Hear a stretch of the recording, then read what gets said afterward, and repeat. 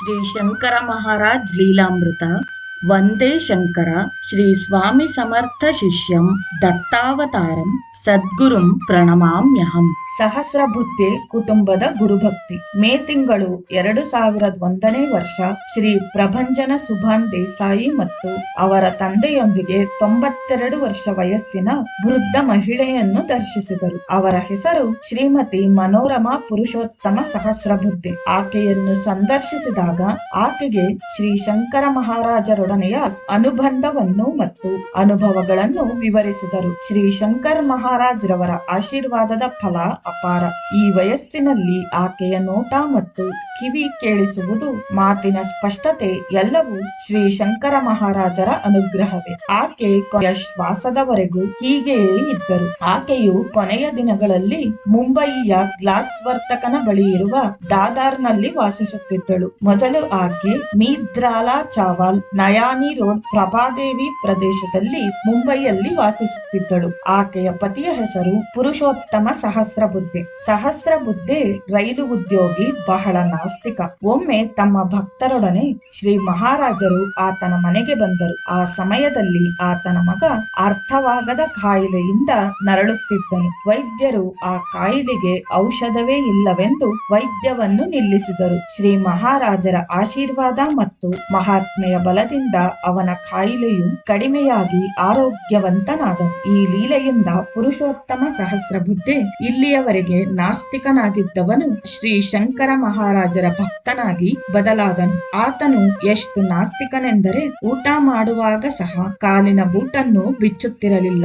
ಆ ದಿನಗಳಲ್ಲಿ ಹಾಗೆ ಮಾಡುವುದು ಮಹಾಪಾಪವೆಂದು ಪರಿಗಣಿಸುತ್ತಿದ್ದರು. ಅವನಿಗೆ 4 ಜನ ಮಕ್ಕಳು ಮತ್ತು 2 ತಮ್ಮಂದಿರು ಇದ್ದರು. ಅಂತಹ ನಾಸ್ತಿಕನು ಮೀದ್ವಾಲಾನಲ್ಲಿ ತನ್ನ ಮೈಯನ್ನು ಶ್ರೀ ಶಂಕರ ಮಹಾರಾಜರು ಪಾವನ ಮಾಡಿದಾಗಿನಿಂದ ಶ್ರೀ ಮಹಾರಾಜರ ಪರಮ ಭಕ್ತನಾಗಿಯೂ ಮತ್ತು ಆಸ್ತಿಕನಾಗಿಯೂ ಬದಲಾದನು. ಜನಗಳನ್ನು ಒಟ್ಟಿಗೆ ಸೇರಿಸಿ ಭಜನೆ ಮಾಡುತ್ತಿದ್ದನು. ಆ ಪ್ರದೇಶದಲ್ಲಿ ಅಸಂಖ್ಯಾತವಾಗಿ ಶ್ರೀ ಶಂಕರ ಮಹಾರಾಜರ ಭಕ್ತರಾದರು. ಶ್ರೀ ಸಹಸ್ರಬುದ್ಧಿ ಹೃದಯಪೂರ್ವಕವಾಗಿ ಶ್ರೀ ಶಂಕರ ಮಹಾರಾಜರನ್ನು ಆರಾಧಿಸುತ್ತಿದ್ದನು. ಆತನು ತನ್ನ ಶರೀರಾವಯವಗಳನ್ನು ಮರೆತು ತೀವ್ರವಾಗಿ ಧ್ಯಾನಸ್ಥನಾಗುತ್ತಿದ್ದನು. ಒಮ್ಮೆ ಆತನು ಶ್ರೀ ಮಹಾರಾಜರನ್ನು ಆರಾಧಿಸುತ್ತಾ ತೀವ್ರವಾದ ಸಮಾಧಿ ಸ್ಥಿತಿಯನ್ನು ಹೊಂದಿದನು. ಅದೆಷ್ಟು ಆಶ್ಚರ್ಯಕರವಾದ ವಿಷಯವೆಂದರೆ ಹಸಿವು, ಬಾಯಾರಿಕೆ, ನಿತ್ಯ ಕೃತ್ಯ ಅವಸರಗಳೂ ಸಹ ಇಲ್ಲದೆ 2 ವರ್ಷಗಳ ಕಾಲ ತೀವ್ರ ಧ್ಯಾನ ಸಮಾಧಿಯಲ್ಲಿ ಇದ್ದು ಬಿಟ್ಟನು. ಇನ್ನು ಆಫೀಸಿನ ಕೆಲಸವೆಂಬ ಆಲೋಚನೆಯೇ ಇಲ್ಲ. ಈ ವಿಚಿತ್ರ ಪರಿಸ್ಥಿತಿಯಲ್ಲಿ ಆತನ ಸಂಬಳದ ದಿನ ಪ್ರತಿ ತಿಂಗಳು ಒಬ್ಬ ಅಪರಿಚಿತ ವ್ಯಕ್ತಿ ಬಂದು ಸಂಬಳವನ್ನು ಆತನ ಪತ್ನಿಯ ಕೈಗೆ ಕೊಟ್ಟು ಹೋಗುತ್ತಿದ್ದನು. 2 ವರ್ಷಗಳ ನಂತರ ಆ ವ್ಯಕ್ತಿ ಕಾಣಿಸಲಿಲ್ಲ. ಆತನು ಆಫೀಸಿಗೆ ಹೋಗಿ ನೋಡಿದಾಗ ಆತನ ಹಾಜರಾತಿ ಪುಸ್ತಕದಲ್ಲಿ ಎಲ್ಲಾ ದಿನಗಳು ಸಹಿ ಇದ್ದವು. ಆತನ ಹೆಂಡತಿ ಸಂಬಳದ ವಿಷಯ ಹೇಳಿದಾಗ ಕಣ್ತುಂಬಿ ಆನಂದ ಭಾಷ್ಪದಿಂದ ಆ ವ್ಯಕ್ತಿ ಶ್ರೀ ಮಹಾರಾಜರೇ ಎಂದು ತಿಳಿದು ಮಹದಾನಂದ ಹೊಂದಿದನು. ಇದೇ ಲೀಲೆ ಶ್ರೀ ತಾಜುದ್ದೀನ್ ಬಾಬಾ ಜೀವನ ಚರಿತ್ರೆಯಲ್ಲಿಯೂ ನಡೆದಿದೆ. ಆ ದಿನ ಪ್ರಭಾದೇವಿ ಪ್ರದೇಶದಲ್ಲಿ ಸಯಾನಿ ಬೀದಿಯ ಮೀದ್ವಾಲಾ ಪ್ರದೇಶದಲ್ಲಿ ಒಂದು ಜಂಕ್ಷನ್ ಇದೆ. ಅದಕ್ಕೆ ಶ್ರೀ ಮಹಾರಾಜರ ಚೌಕ ಎಂದು ಹೆಸರಿಟ್ಟರು. ಇದು ದಿವಾಕರ್ ರಾವ್ಟೆ ಎಂಬುವವರು ಬೊಂಬಯಿಗೆ ಮೇಯರ್ ಆಗಿರುವ ಸಮಯದಲ್ಲಿ ಈ ಹೆಸರನ್ನು ಇಡಲಾಯಿತು. ಆತನು ಕೂಡ ಶ್ರೀ ಶಂಕರ್ ಮಹಾರಾಜರ ಭಕ್ತನಾಗಿದ್ದನು. ಶ್ರೀ ಮಹಾರಾಜರು ಸಹಸ್ರಬುದ್ಧೆಯ ಮನೆಯಲ್ಲಿ ಒಂದು ಬಾರಿ 6 ತಿಂಗಳು, ಒಂದು ಬಾರಿ 3 ತಿಂಗಳು, 2 ತಿಂಗಳು ಹೀಗೆ ಇರುತ್ತಿದ್ದರು. ಅವರು ಸಹಸ್ರಬುದ್ಧೆ ಪತ್ನಿಯನ್ನು ವಿದ್ಯಾ ಎಂದು ಕೂಗುವರು. ಜೋಸಿನ್ ಎಂಬುವಾಕೆ ಶ್ರೀ ಸ್ವಾಮಿ ಸಮರ್ಥರ ಭಕ್ತಳು. ಮಹಾಯೋಗಿ ಶ್ರೀ ಸಹಸ್ರಬುದ್ಧೆಗೆ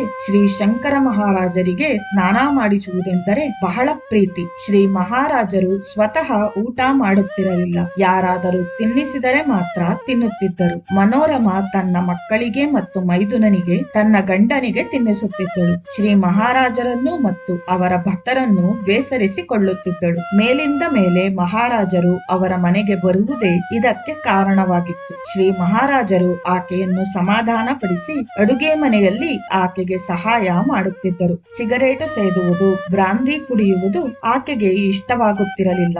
ಆದ್ದರಿಂದ ಶ್ರೀ ಮಹಾರಾಜರು ಅವರ ಮನೆಯಲ್ಲಿದ್ದಷ್ಟು ಕಾಲ ಅವುಗಳಿಂದ ದೂರವಿರುತ್ತಿದ್ದರು. ಶ್ರೀ ಮಹಾರಾಜರಿಗೆ ಜುಂಕ್ರ ಮರಾಠಿ ಅಡುಗೆಗಳು ಎಂದರೆ ಬಹಳ ಪ್ರೀತಿ. ಅದೂ ಅಲ್ಲದೆ ಕಿಚಡಿ ಎಂದರೆ ಬಹಳ ಪ್ರೀತಿ. ಶ್ರೀ ಮಹಾರಾಜರು ಯಾವಾಗಲೂ ಕಿಚಡಿ ಮಾಡಿಕೊಡೆಂದು ಕೇಳುತ್ತಿದ್ದರು. ಆಕೆಯು ಸ್ವಲ್ಪ ಕೂಡ ಬೇಸರಿಸಿಕೊಳ್ಳದೆ ಎಷ್ಟೋ ರುಚಿಯಾಗಿ ಮಾಡಿ ತಿನ್ನಿಸುತ್ತಿದ್ದಳು. ಹೆತ್ತ ತಾಯಿಯಂತೆ ಪ್ರೀತಿಸುತ್ತಿದ್ದಳು. ಬಾಯಿಜಾಬಾಯಿಯು ಶ್ರೀ ಸಾಯಿಬಾಬಾರವರಿಗೆ ಊಟ ಮಾಡಿಸಿ ತನ್ನ ಕುಮಾರನನ್ನು ರಕ್ಷಿಸಿಕೊಂಡು ತಾನು ಸ್ವರ್ಗಸ್ಥಳಾದಳು. ಶ್ರೀ ಗುರುಗಳಿಗೆ ಏನು ಅವಶ್ಯಕತೆ ಇರುವುದಿಲ್ಲ. ನಮ್ಮನ್ನು ಉದ್ಧರಿಸಲು ಯಾವುದೋ ಒಂದು ವಿಷಯದಲ್ಲಿ ಅವಕಾಶ ಕಲ್ಪಿಸುತ್ತಾರೆ. ಅದರಿಂದ ಅವರಿಗೇನೂ ಲಾಭವಿಲ್ಲ. ಗುರುವನ್ನು ಸೇವಿಸಿದವರು ಮತ್ತು ಅವರ ಕುಟುಂಬ ಸಭ್ಯರೇ ಅಲ್ಲದೆ ಅವರ ಸಹವಾಸ ಮಾಡಿದವರು ಸಹ ರಕ್ಷಿಸಲ್ಪಡುತ್ತಾರೆ. ಅದೇ ವಿಷಯವನ್ನು ಈ ಕೆಳಗಿನ ವಿಷಯದಿಂದ ಸ್ಪಷ್ಟವಾಗುತ್ತದೆ. ಗುಜರಾತ್ ರಾಷ್ಟ್ರದಲ್ಲಿನ ಬಿಲ್ಮೋರಾದಲ್ಲಿ ಗಾನಾ ಪೂಲೆ ಎಂಬ ವ್ಯಕ್ತಿಗೆ ಒಂದು ಟೈಲ್ಸ್ ಫ್ಯಾಕ್ಟರಿ ಇತ್ತು. ಅದರಲ್ಲಿ ಶ್ರೀಮತಿ ಸಹಸ್ರಬುದ್ಧೆ ತಂದೆ ದತ್ತಾತ್ರೇಯ ಗಾಡ್ಗಿಲ್ ಕೆಲಸ ಮಾಡುತ್ತಿದ್ದರು.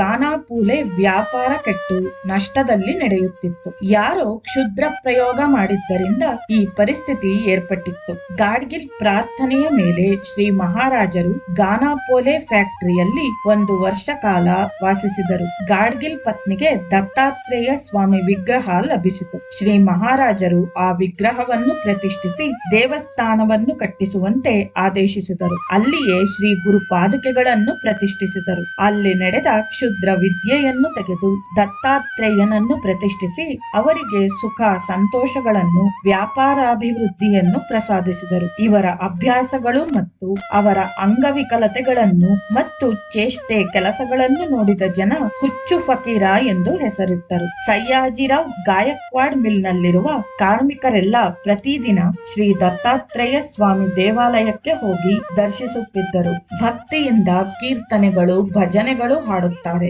ಈ ದಿನಕ್ಕೂ 70 ವರ್ಷಗಳಿಂದ ದತ್ತ ಜಯಂತಿ ಮಹಾವೈಭವದಿಂದ ನಡೆಯುತ್ತಿದೆ. ಶ್ರೀಮತಿ ಸಹಸ್ರಬುದ್ಧೆಯವರು ಉತ್ಸವಗಳನ್ನು ನಡೆಸುತ್ತಾರೆ. ಈಗ ಆಕೆಯು ಸೋದರಳಿಯನಾದ ಗಾಡ್ಗಿಲ್ ಈ ದೇವಸ್ಥಾನದ ನಿರ್ವಹಣೆಯನ್ನು ನೋಡುತ್ತಿದ್ದಾರೆ. ಎಲ್ಲರಿಗೂ ಆ ಸಮಯದಲ್ಲಿ ಪ್ರಸಾದ ವಿನಿಯೋಗವಾಗುತ್ತದೆ. ಶ್ರೀ ಶಂಕರ ಮಹಾರಾಜರು ಸಮಾಧಿ ಹೊಂದುವ ಮುಂಚೆ ಶ್ರೀಮತಿ ಸಹಸ್ರಬುದ್ಧೆಯವರಿಗೆ ಸ್ವಪ್ನ ದರ್ಶನವನ್ನು ಕೊಟ್ಟು ತಕ್ಷಣವೇ ಪೂನಾಗೆ ಬರುವಂತೆ ಆದೇಶಿಸಿದರು. ಕಾರಣ ಅವರು ಸಮಾಧಿ ಹೊಂದುವುದಾಗಿ ಹೇಳಿದರು. ಆದರೆ ಆ ಸಮಯದಲ್ಲಿ ಸ್ವತಂತ್ರ ಹೋರಾಟವು ಭೀಕರವಾಗಿ ನಡೆಯುತ್ತಿದ್ದುದರಿಂದ ಮತ್ತು ಹಿಂದೂ ಮುಸ್ಲಿಮರ ಮತಭೇದದಿಂದ ಹಿಂಸಾಕಾಂಡವೂ ನಡೆಯುತ್ತಿತ್ತು. ಆದರೆ ಶ್ರೀ ಶಂಕರ ಮಹಾರಾಜರ ಮೇಲಿನ ವಿಶ್ವಾಸದಿಂದ ಆಕೆ ಒಬ್ಬರೇ ಪೂನಾಗೆ ಹೊರಟರು. ಆಕೆ ಶ್ರೀ ಮಹಾರಾಜರ ಮೇಲಿನ ವಿಶ್ವಾಸದಿಂದ ರೈಲ್ವೆ ಸ್ಟೇಷನ್ ಸೇರಿದಳು. ಶ್ರೀ ಮಹಾರಾಜರು ಆಕೆಗೆ ದರ್ಶನ ಕೊಟ್ಟು ಇಂಜಿನ್ ಪಕ್ಕ ಬೋಗಿಯಲ್ಲಿ 1 ಸೀಟು ನಿನಗಾಗಿ ಕಾಯ್ದಿರಿಸಿದ್ದೇನೆ ಎಂದರು. ಹಾಗೆ ಆಕೆ ಹೋಗಿ ಆ ಸೀಟಿನಲ್ಲಿ ಕುಳಿತಳು. ಆ 1 ಸೀಟು ಬಿಟ್ಟು ಮಿಕ್ಕ ಎಲ್ಲಾ ಟಿಕೆಟ್ಗಳು ಮಾರಾಟವಾಗಿ ಹೋಗಿದ್ದವು. ಶ್ರೀ ಶಂಕರ ಮಹಾರಾಜರ ಸಮಾಧಿಯ ಮುಂಚೆಯೇ ಅವರನ್ನು ನೋಡುವ ಅದೃಷ್ಟವು ಆಕೆಗೆ ದಕ್ಕಿತು. ಶ್ರೀ ಶಂಕರ ಮಹಾರಾಜರು ಸಹಸ್ರ ಬುದ್ಧೆಯ ಕುಟುಂಬದವರ ಗುರುಭಕ್ತಿಯನ್ನು ಅಂಗೀಕರಿಸಿದರು. ಅವರನ್ನು ಎಲ್ಲಾ ವಿಧವಾಗಿಯೂ ಆಶೀರ್ವದಿಸಿ ಕಾಪಾಡಿದರು. ಪರಮ ನಾಸ್ತಿಕನಾಗಿದ್ದ ಶ್ರೀ ಸಹಸ್ರ ಬುದ್ಧೆಯನ್ನು ಪರಮ ಭಕ್ತನನ್ನಾಗಿ ಬದಲಾಯಿಸಿದರು. ಅವನು ಧ್ಯಾನದಲ್ಲಿದ್ದಾಗ 2 ವರ್ಷಗಳ ಕಾಲ ಕೆಲಸ ಮಾಡಿ ಸಂಬಳ ಮನೆಗೆ ತಂದುಕೊಟ್ಟರು. ಅವರ ಅನುಗ್ರಹದಿಂದ ಆಕೆಯ ವೃದ್ಧಾಪ್ಯ ಬಹಳ ಸಂತೋಷದಿಂದ ಸಾಗಿಹೋಯಿತು. ಆಕೆ 10/7/2000 ದಿನ ಗುರು ಪೌರ್ಣಮೆಯ ಪರ್ವದಿನದಲ್ಲಿ ಶ್ರೀ ಮಹಾರಾಜರ ಚರಣಗಳಲ್ಲಿ ಐಕ್ಯವಾದಳು. ಈ ಸಹಸ್ರಬುದ್ಧೆ ಕುಟುಂಬವನ್ನು ಶ್ರೀ ಮಹಾರಾಜರು ಈ ರೀತಿಯಾಗಿ ಆಶೀರ್ವದಿಸಿ ರಕ್ಷಿಸಿದರು. ಅವರನ್ನು ಭಕ್ತಿಯಿಂದ ಸ್ಮರಿಸುವವರಿಗೆಲ್ಲ ಇಂತಹ ರಕ್ಷಣೆ ಲಭಿಸುತ್ತದೆ. ದಾದರ್ನಲ್ಲಿ ಶ್ರೀ ಸ್ವಾಮಿ ಸಮರ್ಥರ ಮಠ. ಶ್ರೀ ಸ್ವಾಮಿ ಸಮರ್ಥರ ಮಠವು ಬೊಂಬಯಿಯ ದಾದರ್ನಲ್ಲಿ ಶ್ರೀ ಬಾಲಕೃಷ್ಣ ಮಹಾರಾಜ್ ಎಂಬುವವರಿಂದ ಸ್ಥಾಪಿಸಲ್ಪಟ್ಟಿದೆ. ಆತನನ್ನು ಮಹಾಯೋಗಿ ಸುತ್ತಾರ್ ಎಂದು ಕರೆಯುತ್ತಾರೆ. ಆದರೆ ಅವರು ಅವರು ಸಮಾಧಿಯ ನಂತರ ಅವರ ಪತ್ನಿ ಶ್ರೀಮತಿ ಕಮಲಾ ಮಾತೆ ಪತಿಯ ವಿಯೋಗದಿಂದ ಸಹಿಸಲಾರದಷ್ಟು ದುಃಖದಲ್ಲಿ ಮುಳುಗಿ ಹೋದಳು. ಆದರೂ ಏನೂ ಮಾಡಲಾರದ ಪರಿಸ್ಥಿತಿ. ಮಠದ ನಿರ್ವಹಣೆ ಇವರ ಜವಾಬ್ದಾರಿಯಾಗಿತ್ತು. ಆಕೆಯು ಶ್ರೀ ಮಹಾರಾಜರ ಪಾದಕ್ಕೆರಗಿ ತುಂಬಾ ದುಃಖಿಸಿದಳು. ಆಗ ಶ್ರೀ ಮಹಾರಾಜರು ಆಕೆಯ ತಲೆಯ ಮೇಲೆ ಕೈಯಿಟ್ಟು ಆಶೀರ್ವದಿಸಿ ಆಕೆಗೆ ಒಂದು ರೀತಿಯ ಸಮಾಧಿಯ ಸ್ಥಿತಿಯನ್ನು ಅನುಗ್ರಹಿಸಿದರು. ಆಕೆಗೆ ತನ್ನ ಪತಿಯು ಸ್ವಾಮಿ ಸಮರ್ಥರ ಮಡಿಲಲ್ಲಿ ಕುಳಿತಿರುವಂತೆ ಕಂಡು ಬಂದಿತು. ನಂತರ ಶ್ರೀ ಶಂಕರ್ ಮಹಾರಾಜರಿಗೆ ಪುನಃ ವಂದಿಸಿ ಹೊರಟು ಹೋದಳು. ಶ್ರೀ ಶಂಕರ ಮಹಾರಾಜರು ಈ ಮಠವನ್ನು ಯಾವಾಗಲೂ ದರ್ಶಿಸುತ್ತಿದ್ದರು ಮತ್ತು ಸ್ವಾಮಿ ಸಮರ್ಥರೊಂದಿಗೆ ಮಾತನಾಡುತ್ತಿದ್ದುದನ್ನು ಡೋಂಬಿವಿಲಿ ವಾಸಿಯಾದ ಶ್ರೀ ಪಾಂಡೆ ಎಂಬುವವರು ನೋಡಿದ್ದಾರೆ. ಬಹು ಭಾಷಾ ಪ್ರವೀಣರು ಶ್ರೀ ಶಂಕರ್ ಮಹಾರಾಜ್. ಶ್ರೀ ಶಂಕರ್ ಮಹಾರಾಜರದು ಒಂದು ವಿಶಿಷ್ಟವಾದ ವ್ಯಕ್ತಿತ್ವ. ಯಾರಾದರೊಬ್ಬ ವ್ಯಕ್ತಿಯು ಅವರನ್ನು ಇಂಗ್ಲಿಷಿನಲ್ಲಿ ಪ್ರಶ್ನಿಸಿದರೆ ಸರಿಯಾದ ವ್ಯಾಕರಣದಿಂದ ಅದೇ ಇಂಗ್ಲಿಷಿನಲ್ಲಿ ಉತ್ತರಿಸುತ್ತಿದ್ದರು. ಮುಸ್ಲಿಂ ಯಾರಾದರೂ ಪ್ರಶ್ನಿಸಿದರೆ ಕುರಾನ್ನಲ್ಲಿರುವ ವಾಕ್ಯವನ್ನು ಉದಾಹರಿಸಿ ಉತ್ತರವನ್ನು ಕೊಡುತ್ತಿದ್ದರು. ಅವರು ಯಾವಾಗಲೂ ಶಾಲೆಗಾಗಲಿ ಕಾಲೇಜಿಗಾಗಲಿ ಹೋದ ದಾಖಲೆಗಳಿಲ್ಲ. ಆದರೆ ಪ್ರಪಂಚದಲ್ಲಿರುವ ಎಲ್ಲಾ ಭಾಷೆಗಳನ್ನು ಬಹಳ ಸರಳವಾಗಿ ಮಾತನಾಡುತ್ತಿದ್ದರು. ಜಂತುಗಳು ಮತ್ತು ಪ್ರಾಣಿಗಳ ಭಾಷೆಯನ್ನೂ ಸಹ ಅರ್ಥ ಮಾಡಿಕೊಳ್ಳುತ್ತಿದ್ದರು. ಪ್ರಪಂಚದಲ್ಲಿರುವ ಎಲ್ಲಾ ಭಾಷೆಗಳ ಮೂಲವು ಅವರಿಗೆ ತಿಳಿದಿತ್ತು. ಶ್ರೀ ಶಂಕರ್ ಮಹಾರಾಜರು ವಿವಿಧ ರೂಪಗಳಲ್ಲಿ ದರ್ಶನ ಕೊಡುತ್ತಿದ್ದರು. ಒಂದೇ ಕಡೆ ಇದ್ದು ಬೇರೆ ಬೇರೆ ದೇಶಗಳಲ್ಲಿರುವ ಭಕ್ತರಿಗೆ ದರ್ಶನ ಕೊಟ್ಟು ಕಾಪಾಡುತ್ತಿದ್ದರು. ನೀನು ಒಂದು ಹೆಜ್ಜೆ ಅವರ ಕಡೆ ಹಾಕಿದರೆ ನಿನ್ನ ಕಡೆಗೆ ಅವರು 10 ಹೆಜ್ಜೆ ಹಾಕುತ್ತಾರೆ. ಅಪಾಯದಿಂದ ಕಾಪಾಡುತ್ತಾರೆ. ದೃಢವಾದ ಭಕ್ತಿಯು ಜೀವನವನ್ನು ಶುದ್ಧಪಡಿಸಿ ಸುಖ ಸಂತೋಷವನ್ನು ಕೊಡುತ್ತದೆ. ಮಿಕ್ಕ ಪ್ರಪಂಚದ ಲೆಕ್ಕಗಳಿಗಿಂತ ಶ್ರೀ ಶಂಕರ ಮಹಾರಾಜರ ಲೆಕ್ಕವು ಭಿನ್ನವಾಗಿರುತ್ತದೆ. ಅಸಾಧ್ಯವಾದುದನ್ನು ಕೋರಿದರೂ ಸಹ ಶ್ರೀ ಶಂಕರ ಮಹಾರಾಜರು ನೆರವೇರಿಸುತ್ತಾರೆ. ಆದುದರಿಂದ ಶ್ರೀ ಮಹಾರಾಜರಲ್ಲಿ ಭಕ್ತಿ ನಂಬಿಕೆ ಇದ್ದಲ್ಲಿ ಅವರ ಭಕ್ತರಿಗೆಲ್ಲ ಸರ್ವ ಸೌಖ್ಯವನ್ನು ಅನುಗ್ರಹಿಸುತ್ತಾರೆಂಬುದು ಅಕ್ಷರಶಃ ಸತ್ಯ. ಅವರನ್ನು ಸೇರಲು ಅವರ ಪ್ರೀತಿಯನ್ನು ಹೊಂದಲು ಅತ್ಯಂತ ಸುಲಭ ಮಾರ್ಗವಿದೊಂದೇ. ಗಾಯಕಿ ಯಲ್ಲೂಬಾಯಿ ಮಾನೆ. ಯಲ್ಲೂಬಾಯಿ ಮಾನೆ ಒಬ್ಬಳು ಗಾಯಕಿ. ಆಕೆ ಜಾರ್ ಮತ್ತು ದೀರ್ ಕುಟುಂಬಕ್ಕೆ ಸೇರಿದವಳು. ಆಕೆ ಆಗರ್ಭ ಶ್ರೀಮಂತಳು. ಆಕೆ ಸಂಪದ್ಭರಿತ ಕುಟುಂಬಕ್ಕೆ ಸೇರಿದವಳಾದ್ದರಿಂದ ಜೀವನವನ್ನು ಬಹಳ ವಿಲಾಸವಂತವಾಗಿ ಸಾಗಿಸುತ್ತಿದ್ದಳು. ಆಕೆಯದು ಸುಖಮಯ ಜೀವನ. ಆಕೆಯ ಬಂಗಲೆಯು ಸುಖ ಸಂತೋಷದಿಂದ ತುಂಬಿತ್ತು. ಅಂತಹ ಪರಿಸ್ಥಿತಿಯಲ್ಲಿ ಆಕೆಯ ಮಗ ಆಕಸ್ಮಿಕವಾಗಿ ಸತ್ತು ಹೋದನು. ಆ ದುಃಖವು ಆಕೆಯನ್ನು ಆಕೆಯ ತಾಯಿಯನ್ನೂ ಸಹ ಬಹಳ ದುಃಖಕ್ಕೀಡು ಮಾಡಿತು. ಸುಖ ಸಂತೋಷದಿಂದಿದ್ದ ಬಂಗಲೆಯು ಗಾಢಾಂಧಕಾರದಲ್ಲಿ ಮುಳುಗಿತು. ಆರಾಧನೆಯ ಭಾಗವಾಗಿ ಆಕೆ ನರ್ಸೋಬಾವಾಡಿ ಯಾತ್ರೆ ಮಾಡಿದಳು. ಆಕೆಯು ದುಃಖದಿಂದ ಹೊರಬೀಳಲು ದೈವಾರಾಧನೆಯನ್ನು ಆಯ್ದುಕೊಂಡಳು. ನರ್ಸೋಬಾವಾಡಿ ಶ್ರೀ ದತ್ತಾತ್ರೇಯ ಸ್ವಾಮಿಯ ಪಾದುಕಾ ಕ್ಷೇತ್ರ. ಶ್ರೀ ನರಸಿಂಹ ಸರಸ್ವತಿಯವರು ಸ್ವತಃ ನೆಲೆಸಿದ ಕ್ಷೇತ್ರ. ಆಕೆಗೆ ಅಲ್ಲಿ ಶ್ರೀ ಶಂಕರ್ ಮಹಾರಾಜರ ದರ್ಶನವಾಯಿತು. ಆಕೆ ಅವರ ಪಾದಗಳಿಗೆ ನಮಸ್ಕರಿಸಿ ಪ್ರಾರ್ಥಿಸಿದಳು. ಆಕೆಯ ಹೃದಯದಲ್ಲಿರುವ ವಿಷಯವನ್ನರಿತರು ಮಹಾರಾಜರು. ಶ್ರೀ ಮಹಾರಾಜರು ಆಕೆಯನ್ನು ಭಜನೆಗಳು ಮತ್ತು ಕೀರ್ತನೆಗಳನ್ನು ಗಾನ ಮಾಡೆಂದರು.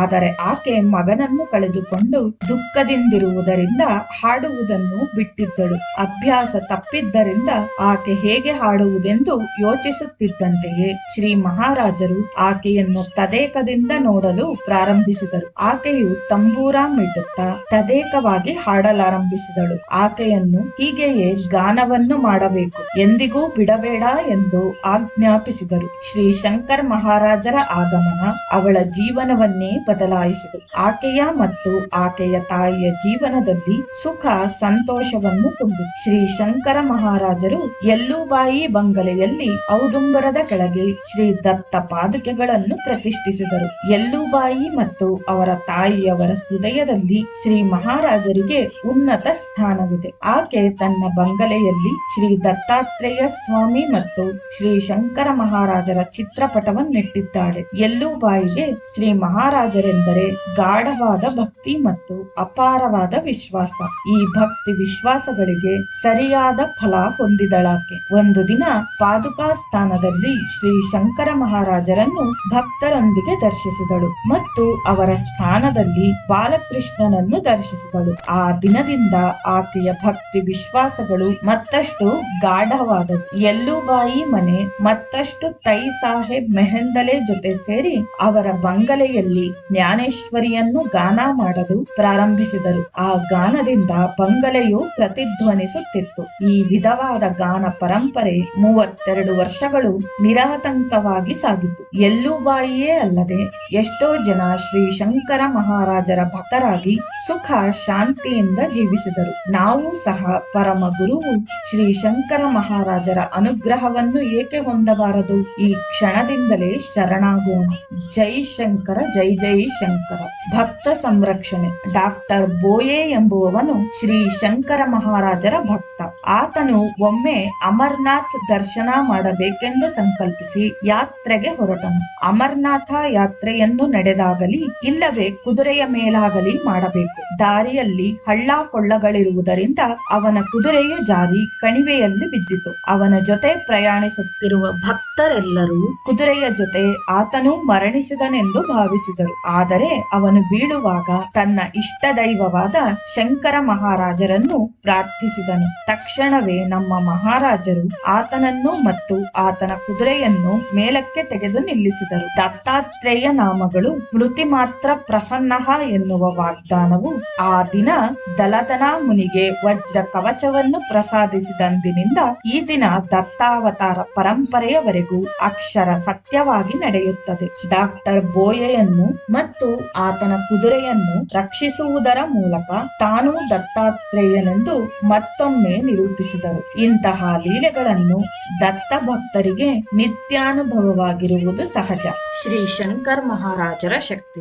ಇಲ್ಲಿಯ ನಡೆದಲ್ಲಿ ಶ್ರೀ ಮಹಾರಾಜರ ಶಕ್ತಿಯನ್ನು ನಾವು ತಿಳಿದುಕೊಂಡೆವು. ಮತ್ತಷ್ಟು ಪ್ರತ್ಯೇಕವಾದ ಲೀಲೆಗಳನ್ನು ಕುರಿತು ನಾವೀಗ ತಿಳಿಯೋಣ. ಈ ಲೀಲೆಯ ಮೂಲಕ ಶ್ರೀ ಮಹಾರಾಜರು ಸಕಲ ದೇವತಾ ಸ್ವರೂಪರೆಂದು, ಅವರೇ ಸರ್ವಸ್ವಕ್ಕೂ ಮೂಲವೆಂದು, ಅವರ ಶಕ್ತಿ ಅನಂತವೆಂದು ತಿಳಿಯುತ್ತದೆ. ಕಾಲಾನುಗುಣಕ್ಕೆ ತಕ್ಕಂತೆ ವಿವಿಧ ರೂಪಗಳಲ್ಲಿ ದೈವವು ಪ್ರಕಟವಾಗುತ್ತದೆ. ಆಯಾ ಅವತಾರಗಳ ಮಧ್ಯೆ ವ್ಯತ್ಯಾಸವನ್ನು ತರ್ಕಿಸದೆ ಅದರಲ್ಲಿರುವ ದೈವಶಕ್ತಿಯ ಮೂಲಕ ಪ್ರಕಟವಾಗುವ ಲೀಲೆಯನ್ನು ನೋಡಿ ಶ್ರದ್ಧೆ, ಭಕ್ತಿ, ವಿಶ್ವಾಸಗಳಿಂದ ಪೂಜಿಸುವುದು ನಮ್ಮ ಕರ್ತವ್ಯ.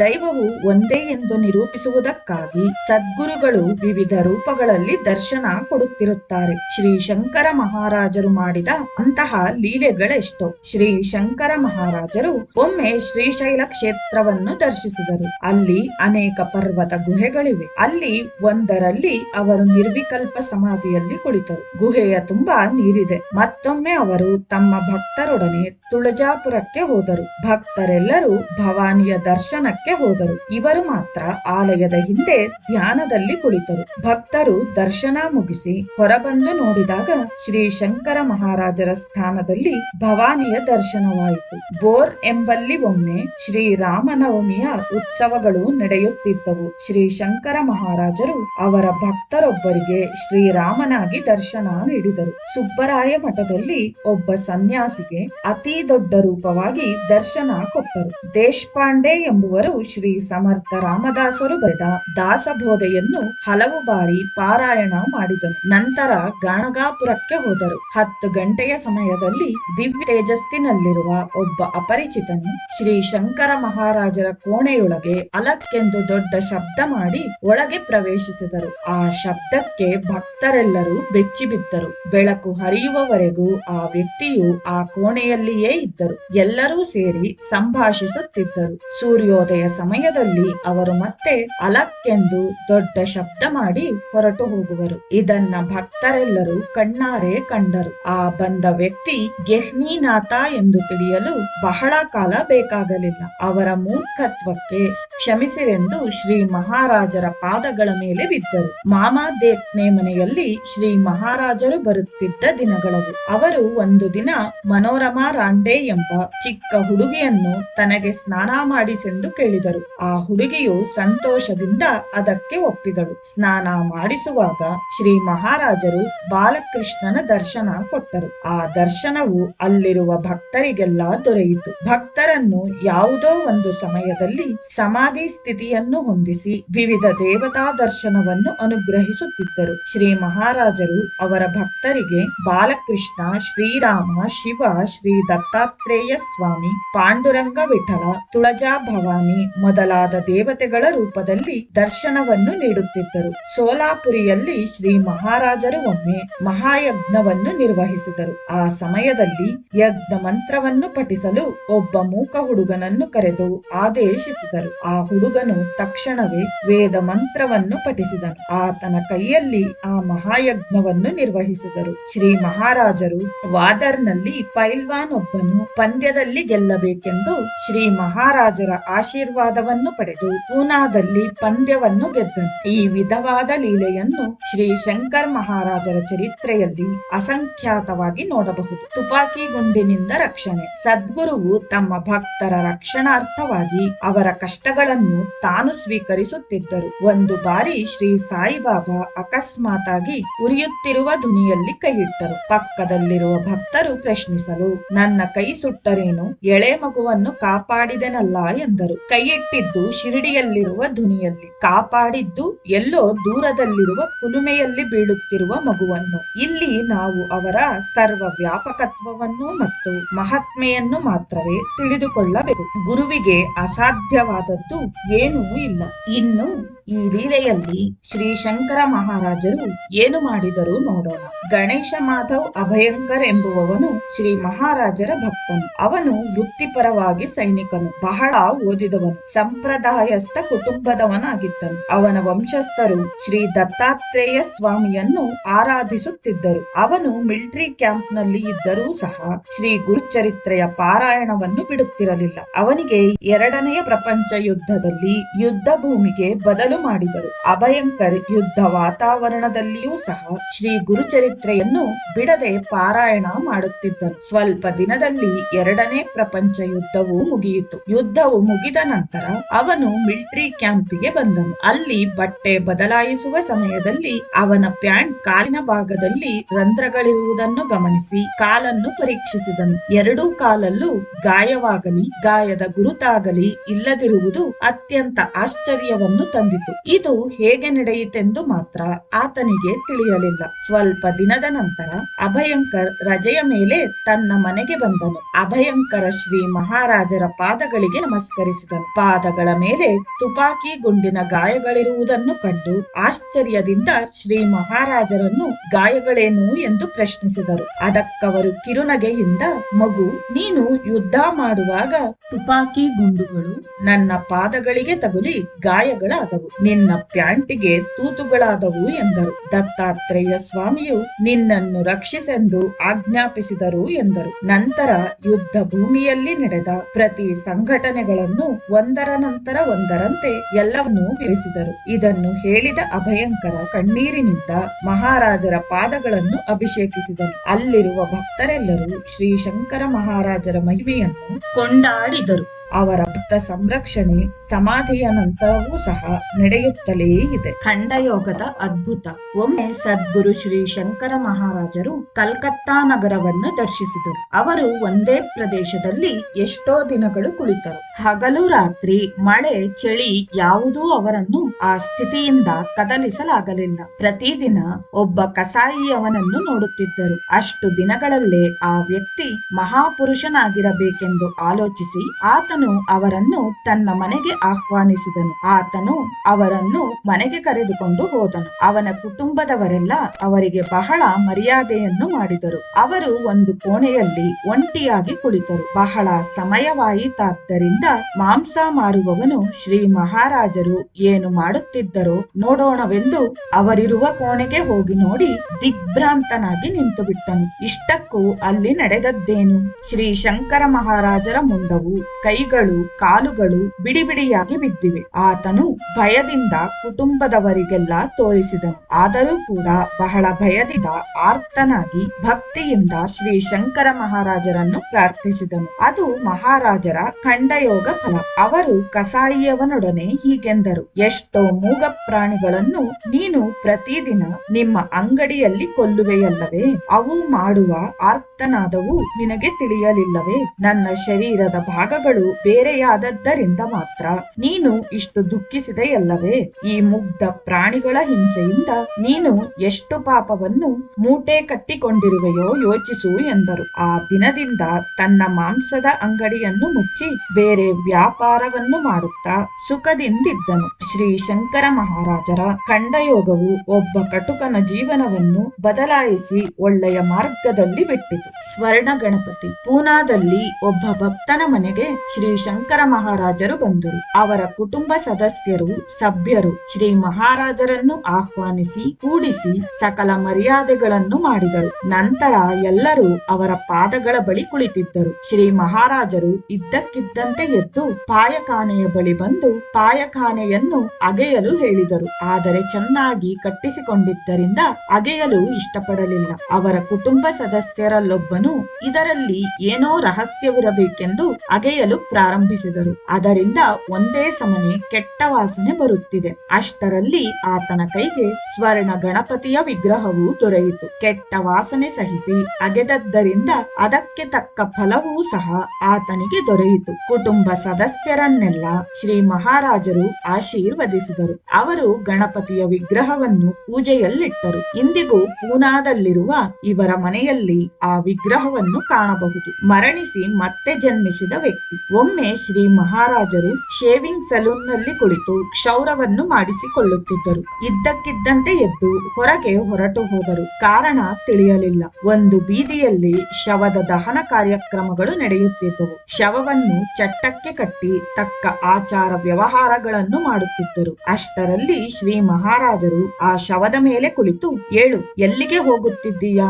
ನೀನು ಮಾಡಬೇಕಾದ ಆಧ್ಯಾತ್ಮಿಕ ಕೆಲಸಗಳು ಬಹಳ ಇವೆ, ತಕ್ಷಣವೇ ಏಳು ಎಂದು ತಮ್ಮ ದಾರಿಯಲ್ಲಿ ತಾನು ಹೊರಟು ಹೋದರು. ದಹನ ಕಾರ್ಯಕ್ಕೆ ಹಾಜರಾದವರೆಲ್ಲ ಬಹಳ ಆಶ್ಚರ್ಯಕ್ಕೊಳಗಾದರು. ಮಹಾರಾಜರು ಮಾಡಿದ ಈ ಅಸಾಧಾರಣ ಕಾರ್ಯಕ್ಕೆ ಎಲ್ಲರೂ ಚಕಿತರಾದರು. ಇಷ್ಟರಲ್ಲಿ ಅಂತಿಮ ಯಾತ್ರೆಗೆ ಶವವನ್ನು ತೆಗೆದುಕೊಂಡು ಹೋಗಲು ಸಿದ್ಧರಾದರು. ಒಡನೆಯೇ ದತ್ತ ಎಂದು ಮರಣಿಸಿದ ವ್ಯಕ್ತಿಯು ಎದ್ದು ನಿಂತು ಕಿರಿಚಾಡುತ್ತಿದ್ದಾನೆ. ಮರಣಿಸಿದ ವ್ಯಕ್ತಿಯು ಮತ್ತೆ ಜೀವಿಸಿದನು. ಯೋಗಿಗಳು ಮರಣಿಸಿ ಜನಿಸುವುದು ಸಹಜವೇ ಆದರೂ ಮರಣಿಸಿದವನನ್ನು ಬದುಕಿಸುವುದು ಇನ್ನೂ ಸಹಜ. ಇಂದ್ರಜಾಲ ಮಾಂತ್ರಿಕನು. ರಘುವೀರ್ ಎಂಬುವವನು ಪೂನಾದಲ್ಲಿ ಪ್ರಸಿದ್ಧಿ ಹೊಂದಿದ ಮ್ಯಾಜಿಷಿಯನ್ ಆಗಿದ್ದನು. ಆತನು ಮರಾಠಿಯಲ್ಲಿ ಮೇ ಸಾಸಲೀಲಾ ರಷ್ಯಾ, ತಾನು ನೋಡಿದ ರಷ್ಯಾ ಎಂಬ ಗ್ರಂಥವನ್ನು ರಚಿಸಿದನು. ಆ ಪುಸ್ತಕವನ್ನು ಓದುವ ಸಂದರ್ಭದಲ್ಲಿ ನಡೆದ ಘಟನೆಯು ಹೀಗಿದೆ. ರಷ್ಯಾದಲ್ಲಿ ಸಹಜವಾಗಿ ಚಳಿ ಹೆಚ್ಚು. ಚಳಿಗಾಲದಲ್ಲಂತೂ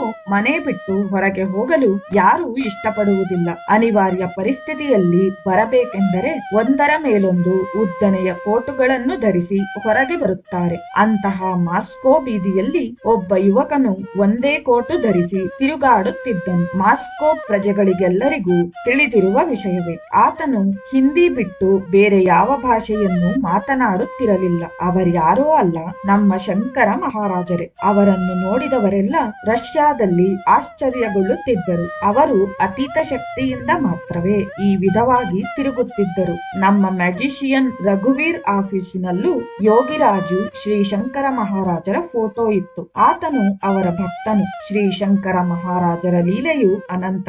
ಮತ್ತಷ್ಟು ಲೀಲೆಯನ್ನು ಕುರಿತು ಇನ್ನು ಮುಂದೆ ವಿವರಿಸುತ್ತೇನೆ. ಇಲ್ಲಿಗೆ 4ನೇ ದಿನದ ಪಾರಾಯಣವು ಸಮಾಪ್ತಿಯಾಯಿತು. ಶ್ರೀ ಶ್ರೀ ಶ್ರೀ ಸ್ವಾಮಿ ಸಮರ್ಥ ಪ್ರಿಯ ಶಿಷ್ಯ ಶಂಕರ ಮಹಾರಾಜ್ ಕಿ ಜೈ.